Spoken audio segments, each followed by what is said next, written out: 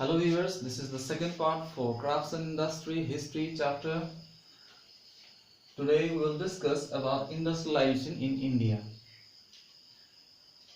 We have already read about the conditions before the establishment of the British rule in India and after the establishment of the British rule in India, and plus we have also discussed about the decline of Indian industry. Now let's see industrialization in India. The British government in India, after taking lots of revenue and after setting up industries in Britain, they were not at all interested in increasing industries in India. They don't want to increase industries in India. Next point, Britishers also thought that if Indian industries were developed, then they might provide tough competitions with the British industries. But after the revolt of 1857 and the recurring famines paved way for Indian industries. As number of famines came up, Britishers need to set up famine commission. And once famine commission was set up, they gave suggestion that to decrease pressure, they must have to set up industries. Okay, so that employment can be increased and agricultural dependence could be decreased. Next, Lord Curzon, after getting suggestion from the Famine Commission, Lord Curzon tried to decrease the pressure given from the Indians by setting up a separate Department of Commerce and Industry to look after all the industrial needs.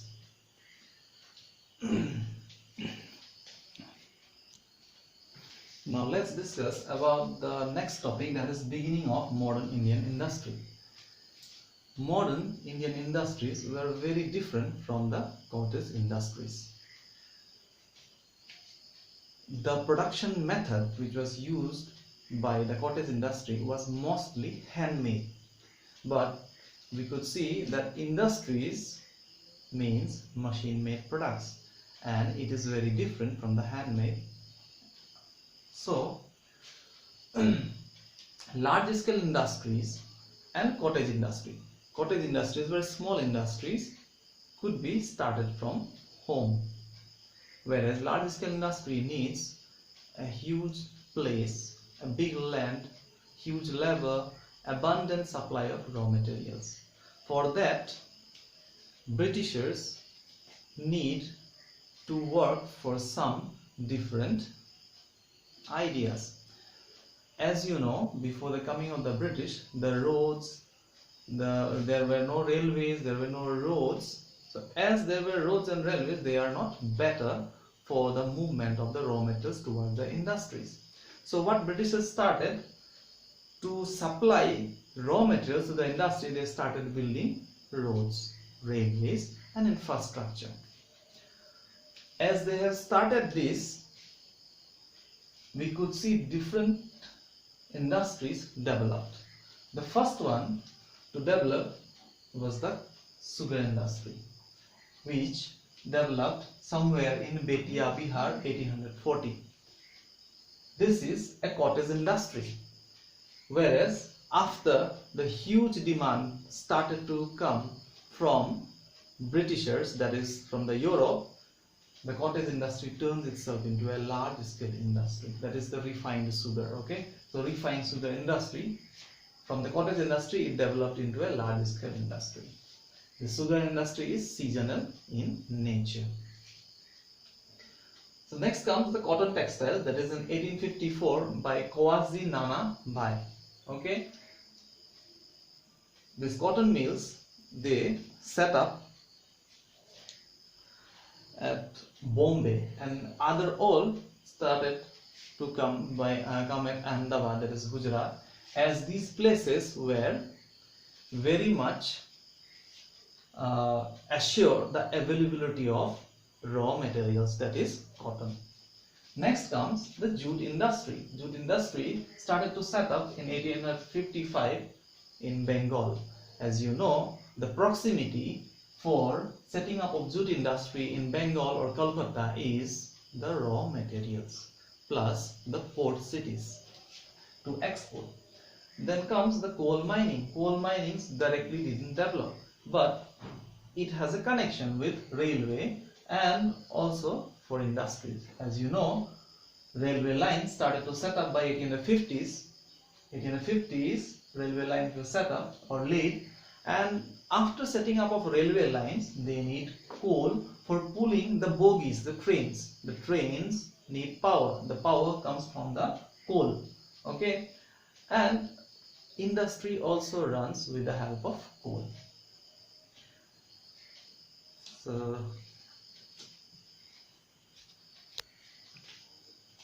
we could see that different industries developed. Now we can see the iron and steel industry. You might know that iron and steel industry, without this industry we could not make buildings, we could not develop infrastructure, we could not even lay railway lines, and even many other different industries will stop working without the development of iron and steel industry. So we can say directly that iron and steel industry is the backbone of any country's economy. Okay, the first of its kind, that is an Indian entrepreneur in 1907 developed, set up TISCO, that is Tata Group of Industries. I think Tata, you know this full form, Tata Industries. Do you know the full form? If you know, please let me know the full form for TISCO. By Jamsetji Nasrwanji Tata in Jamshedpur, Jharkhand. Okay. We can also see that within this industry, at first the output did not increase. The demand, as the demand will be, as the product or output will be. So the demand for iron and steel industry came up after 1939. Okay, that is after the Second World War, or during the Second World War. Sorry, during the Second World War, the demand for iron and steel industry increased. Before that, the condition was not so good. The next comes the plantation industry. Indigo, tea and coffee, but nowadays banana, rubber, and these are all plantation industries, part of plantation industry. But by the time British were there in India, indigo, tea and coffee were produced. So indigo plantation, you can see it is a dye, okay, like Neil, you know. So it is planted by the Britishers, and it is cultivated on a large scale, and Britishers used to force Indian laborers to work in these plantation industries. Not only indigo, but tea and coffees are also same. Even in tea and coffee we could see that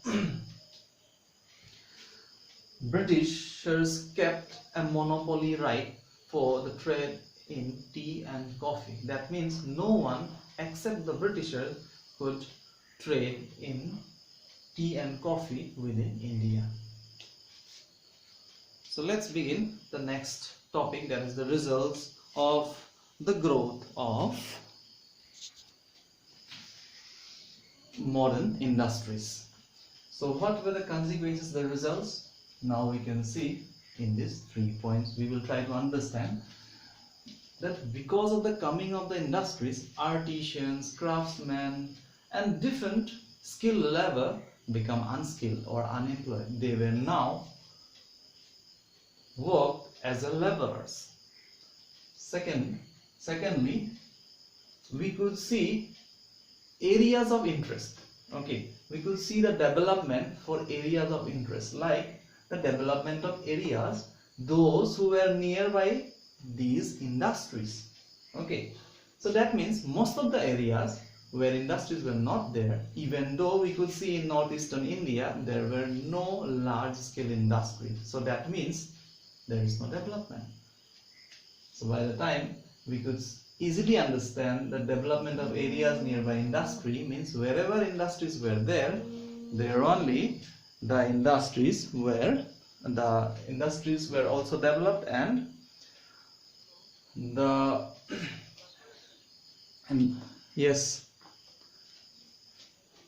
development of nearby industries could be seen. The places were also developed. Now the next point comes is the profit from these industries goes to British. So why do the profit from this industry goes to British? It is easier to understand that these all industries were owned by the Britishers. I hope you all understand what I mean to say, and I hope you all understand the lesson also. So please comment to improve our channel, and please study this lesson properly. The case study is for you to study. Thank you for watching patiently. Please comment. Thank you.